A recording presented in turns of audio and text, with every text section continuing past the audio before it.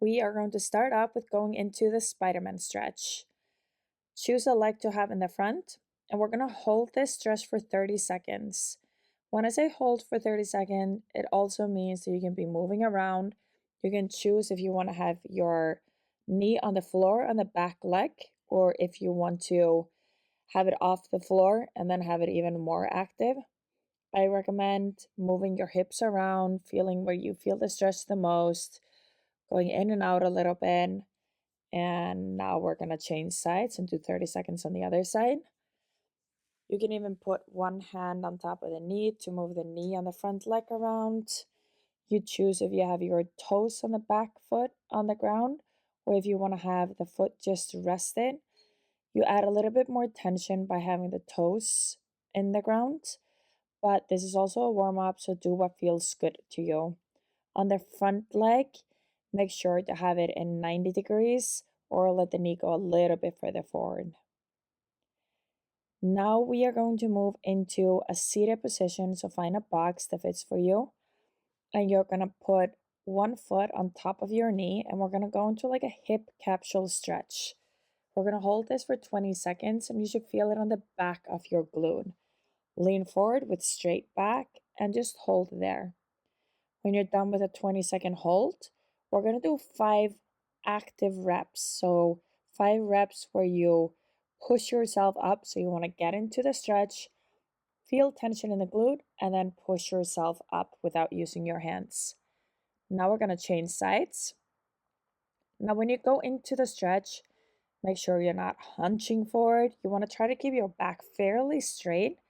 And then I want you to think about if you have your right foot up, you want to push into the right hip.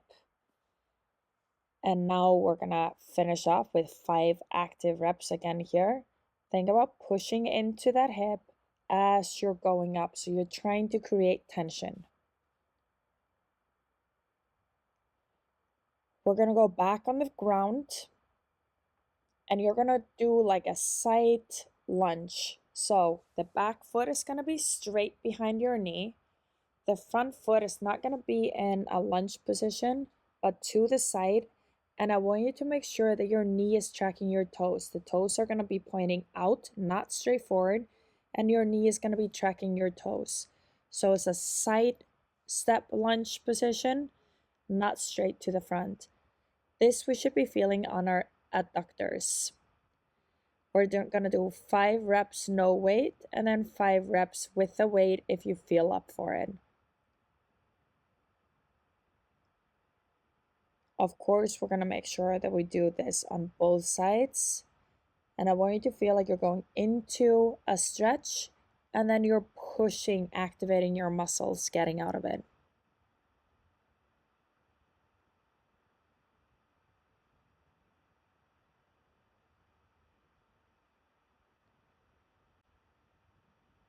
Do this at your own tempo and with a weight that feels comfortable for you. Now we're going to grab a plate and you're going to do heel taps. This here is warm up for your knees and your hips. If it feels uncomfortable for your knee to go straight forward, then you're going to start standing on the side of the plate, tilting your heel down by your side. If you feel up for it, you're going to stand on the front of the plate and do heel taps like that. You choose the height of the plate, start with a low plate, and then you can gradually go to a higher plate. And if you feel comfortable with this movement, then by all means load it up with a light kettlebell, and then you can gradually go a little bit heavier. This is not for a heavy load though, this is for a comfortable load. Now we're gonna go into knees over toes on a box. So choose a side to start off with, and here we're trying to get into a good, nice flex position with your knee. It does not matter if your heel stays on the ground or on the box or not. Choose a height that works for you to go into just a nice compressed flex position. You can use your hands to help you get out of that position.